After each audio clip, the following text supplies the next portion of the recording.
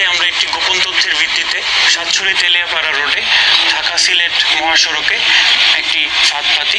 সেখানে আমরা লক্ষ্য করি একটি কাভার্ড ভ্যান যাচ্ছে। কাভার্ড ভ্যানটিকে আমরা থামাই এবং তাদেরকে আমরা চেক করে আমরা দেখতে পারি কাভার্ড ভ্যানের ভিতরে কিছু মশার কয়েলের প্যাকেট রয়েছে।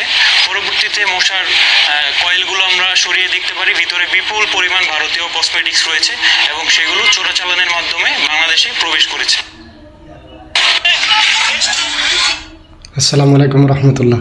বাইরে এতক্ষণ তো দেখলেন বিজিবিদের অভিযানে আমাদের হবিগঞ্জ থেকে তো ভারতীয় পণ্য তারা অভিযান করে বের করেছেন, জব্দ করেছেন। আসলে কতটুকু জানি না, সঠিক না বেঠিক তো জানি না।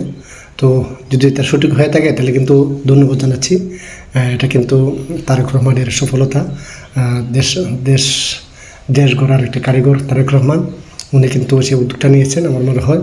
তো ওনাকে ধন্যবাদ, আর যারা কাজগুলো করেছে প্রত্যেককে ধন্যবাদ। কারণ ভারতের পণ্য আমরা চাই না, কারণ ভারত আমাদেরকে সবসময় শোষণ করে রেখেছে সেবার নামে। আমরা সেই ভারতকে প্রত্যাখ্যান করবো ইনশাআল্লাহ। প্রত্যেকে ভারতের পণ্য বয়কট করবেন। তো সবাই ভালো থাকবেন, ধন্যবাদ সবাইকে।